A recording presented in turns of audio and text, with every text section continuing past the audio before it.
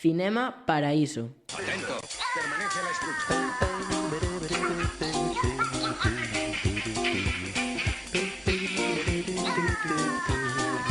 Permanece a la escucha.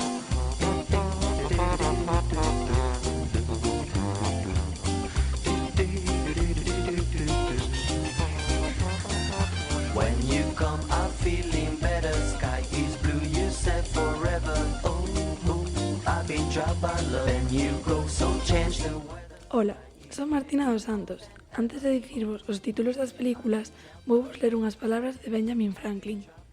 Nunca houbo unha guerra boa ou unha paz mala. E Eduardo Galeano dixo: as guerras menten, ningunha guerra ten a honestidade de confesar, eu mato para roubar. As guerras sempre invocan nobres motivos, matan en nome da paz, en nome de Deus, en nome da civilización, en nome do progreso, en nome da democracia. E se tanta mentira non bastase, aí están os grandes medios de comunicación dispostos a inventar inimigos imaginarios para xustificar a conversión do mundo nun gran manicomio, nun inmenso matadoiro. En Rei Lear, Shakespeare escribira que neste mundo os tolos conducen aos cegos, e 4 séculos despois, os amos do mundo son tolos namorados da morte. Un pregúntase, atacando? Atacando a paz do mundo estará en mans dos que fan o negocio da guerra? Atacando seguiremos crendo que nacemos para o exterminio mutuo e que o exterminio mutuo é o noso destino atacando. Por último, escoitad a John Lennon cantando 2 versos do seu himno Imagine. Imagine all the people living life in peace. You do. Imagina toda a xente vivindo a vida en paz. Por desgraza, nunca na historia da humanidade fixemos outra cousa que imaginar a paz, porque a realidade xamais nos deu unha tregua. Sempre, nalgún lugar do mundo, houbo seres humanos derramando o sangue de outros, aínda que a historia debería ter servido para aprender, aínda que na música, na literatura, no cinema, temos reflexións como a que fai a inteligencia artificial Joshua, na película Xogos de Guerra. Saludos, profesor Falken.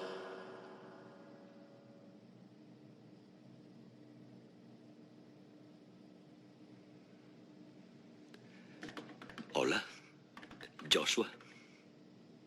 Extraño juego. El único movimiento para ganar es no jugar.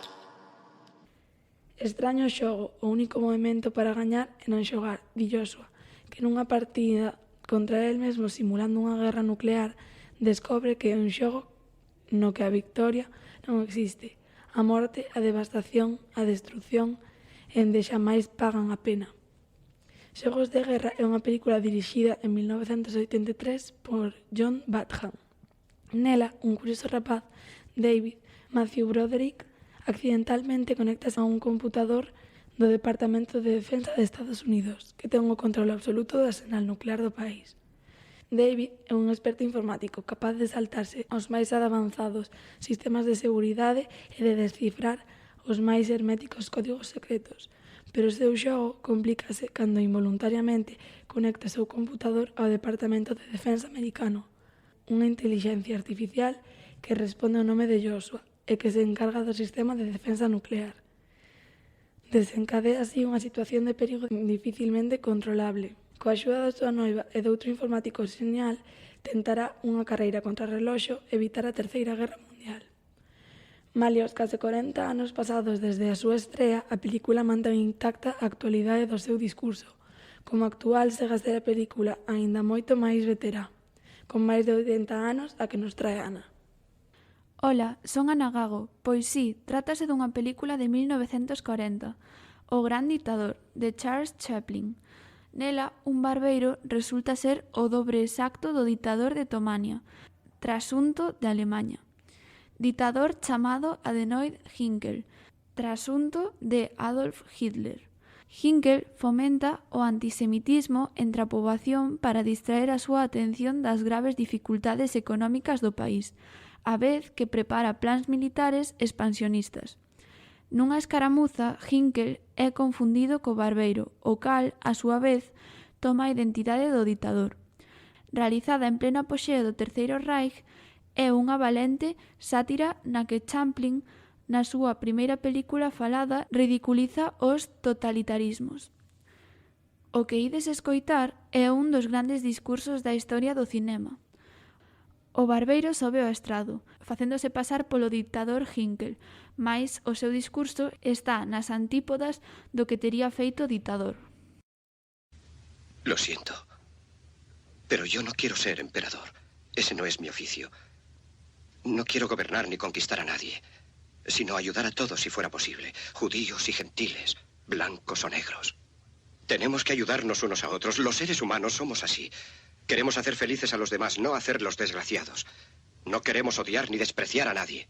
En este mundo hay sitio para todos. La buena tierra es rica y puede alimentar a todos los seres. El camino de la vida puede ser libre y hermoso, pero lo hemos perdido. La codicia ha envenenado las almas.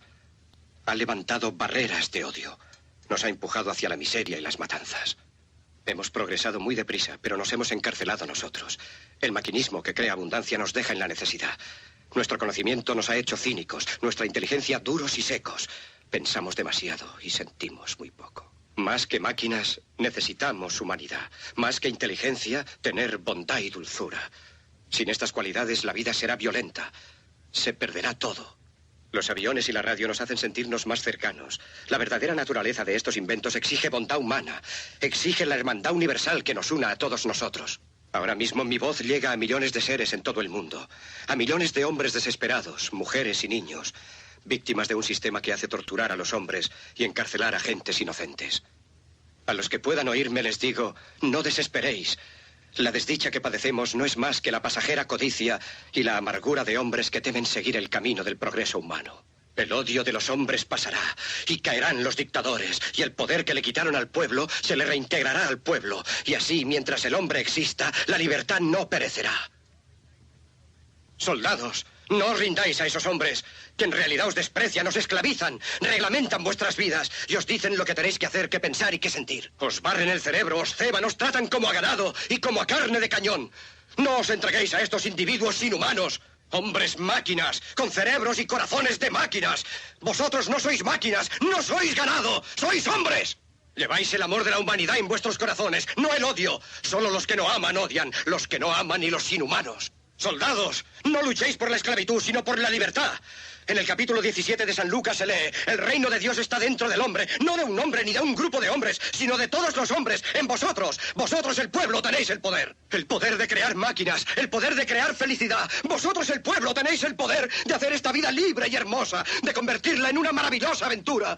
En nombre de la democracia, utilicemos ese poder, actuando todos unidos. Luchemos por un mundo nuevo, digno y noble, que garantice a los hombres trabajo y dé a la juventud un futuro y a la vejez seguridad. Con la promesa de esas cosas, las fieras alcanzaron el poder, pero mintieron, no han cumplido sus promesas, ni nunca las cumplirán. Los dictadores son libres solo ellos, pero esclavizan al pueblo. Luchemos ahora para hacer nosotros realidad lo prometido. Todos a luchar para libertar al mundo, para derribar barreras nacionales, para eliminar la ambición, el odio y la intolerancia. Luchemos por el mundo de la razón.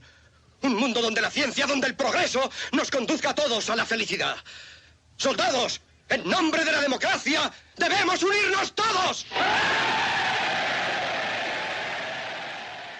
O ditador Hitler é un personaxe narcisista, infantil, que toma decisións importantísimas que acaban convertendo a vida dos xudeus nun inferno e leva a guerra a toda Europa. É frecuente que grandes catástrofes históricas sexan o resultado da chegada ao poder de personaxes como Hitler? Que outros personaxes históricos coñecedes que en épocas máis recentes teñan instigado actuacións belicistas desaforadas e de efectos terribles? Como se explica que algún destes personaxes chegase ao poder mediante unhas eleccións democráticas?